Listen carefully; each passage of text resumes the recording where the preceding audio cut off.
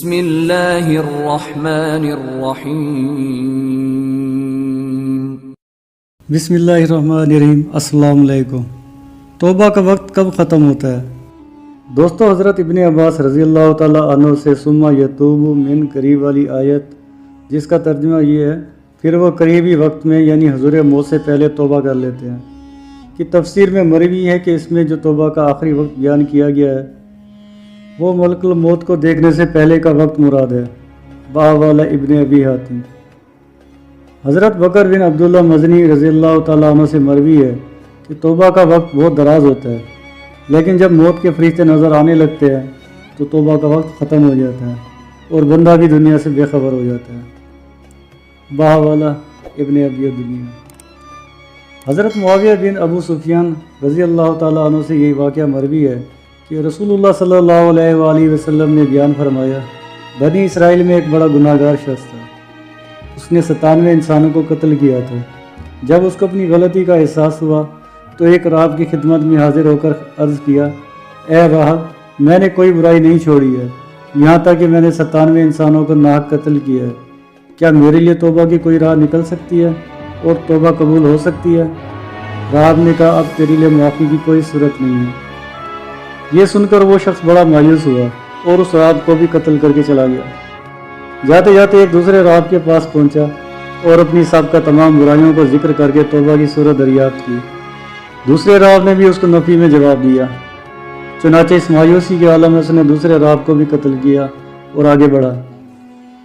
ایک تیسرے راہب کے پاس گیا اور اس سے بھی اسی طرح اپنے سابقہ گناہوں کا ذکر کیا اور توبہ کی راہ دریافت کی۔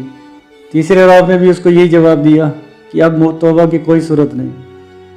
یہ سن کر اس نے تیسرے راہب کو بھی قتل کر دیا۔ اب اس قاتل کے مقتولین کی تعداد 100 ہو گئی۔ اس کے بعد ایک چوتھے راہب کے پاس آیا اور اسے اپنے جرائم کا ذکر کر کے توبہ کی صورت دریافت کی۔ اس راہب نے کہا کہ اگر میں یہ جواب دوں کہ جو شخص اللہ کی طرف رجوع ہوتا ہے اللہ اس کی طرف رجوع نہیں ہوتا تو یہ جھوٹ ہوگا، اس لیے میں تجھ سے کہتا ہوں کہ تو اب توبہ کر اور پھر اپنے اعمال درست کرنے کے لیے فلاں مقام کے دیر میں جا کر وہاں کے عابدوں کے ساتھ اللہ تعالیٰ کی عبادت کر۔ راہب کی یہ بات سن کر اس کو امید بندھی، اس نے توبہ کر کے اس دیر کی راہ لی۔ جب وہ درمیانی راستے تک پہنچا تو اللہ تعالیٰ نے اپنے فرشتے کو حکم دیا اور اس کی روح وہیں راستے ہی میں قبض کر لی گئی۔ اس کے مرتے ہی عذاب اور رحمت کے فرشتے اس کو اٹھانے کے لیے جھگڑنے لگے۔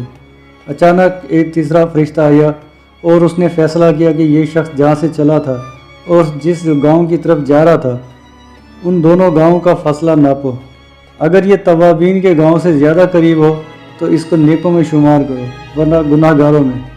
چنانچہ جب فاصلے کی پیمائش ہوئی تو ایک بالش توابین کے گاؤں سے زیادہ قریب تھا، اس لیے اس کو بخش دیا گیا اور رحمت کے فرشتوں نے اس کو اٹھا لیا۔ باوالا ابو نعیم۔ حضرت ابو ہریرہ رضی اللہ تعالیٰ عنہ کا بیان کردہ ایک واقعہ۔ دوستو، حضرت ابو ہریرہ رضی اللہ تعالیٰ عنہ نے یہ واقعہ بیان کیا کہ ایک شخص شدید بیمار ہوا، ہم لوگ اس کے پاس بیٹھے ہوئے تھے، اچانک وہ بیمار شخص بے حس و حرکت ہو گیا۔ ہم نے اس کو مردہ سمجھ کر کپڑا ڈھانپ دیا اور اس کی آنکھوں کو بند کر دیا۔ جب ہم اس کو غسل دینے کے لیے اٹھانے گئے تو اس نے حرکت کی۔ ہم سب نے کہا، سبحان اللہ، ہم تو سمجھتے تھے تم مر چکے ہو۔ یہ سن کر اس شخص نے کہنا شروع کیا، بے شک میں مر چکا تھا۔ مرنے کے بعد مجھ کو میری قبر میں لے گئے، ایک خوبصورت اور خوشبودار آدمی نے مجھ کو قبر میں رکھ دیا۔ اچانک ایک کالی اور بدبودار عورت نمودار ہوئی اور اس نے میری برائیاں ایک ایک کر کے اس طرح گنانی شروع کی کہ میں اسے شرمسار ہونے لگا۔ عورت سے میری بحث ہوتی رہی۔ عورت نے کہا، اچھا چل، ہمارا جھگڑا وہاں طے ہوگا۔ چنانچہ میں چلا اور ایک کشادہ گھر میں داخل ہوا جس میں چاندی کا ایک چبوترا تھا۔ اس کے ایک گوشے میں مسجد تھی اور ایک شخص کھڑا نماز پڑھ رہا تھا۔ اس نمازی نے نماز میں سورہ نمل پڑھنی شروع کی اور پڑھتے پڑھتے کسی آیت پر اٹک گیا۔ میں نے اس کو لقمہ دے دیا۔ جب وہ نماز سے فارغ ہوا تو اس نے مجھ سے دریافت کیا، کیا تجھے یہ صورت یاد ہے؟ میں نے کہا، جی ہاں۔ یہ سن کر اس نے اپنے تکیے کے نیچے سے ایک کتاب نکالی اور اسے پڑھنے لگا۔ اسی وقت وہ کالی عورت جلدی سے اس کے پاس آ کر کہنے لگی، اس نے یہ برائی کی، اس نے یہ برائی کی، اور پھر وہ خوبصورت اور خوشبودار شخص بھی آ گیا۔ اس نے عورت کی تردید کرتے ہوئے میری خوبیاں گنانی شروع کی۔ اس پر اس مسجد کے ایک نمازی نے کہا، بندے نے اپنی جان پر ظلم کیا ہے، لیکن اللہ تعالیٰ نے اس کی برائیوں کو درگزر فرما دیا۔ مزید کہا ابھی اس شخص کی موت نہیں آئی ہے، ابھی تو پیر کے دن اس کو موت آئے گی۔ حضرت ابو ہریرہ رضی اللہ تعالیٰ عنہ کہتے ہیں کہ اس بیمار شخص نے کہا تم لوگ اس واقعے کو سامنے رکھ کر خیال رکھنا، اگر میری وفات پیر کے دن ہوئی تو مجھے امید ہے کہ میں نے جو کچھ دیکھا ہے وہ سچ ہے اور مجھے نجات ملے گی، اور اگر میں پیر کے دن نہ مرا تو سمجھنا میں نے جو کچھ دیکھا اور کب وہ بیماری کا ہذیان تھا۔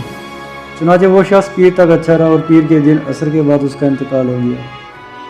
انا للہ و انا الیہ راجعون۔ وما علینا الا البلاغ المبین۔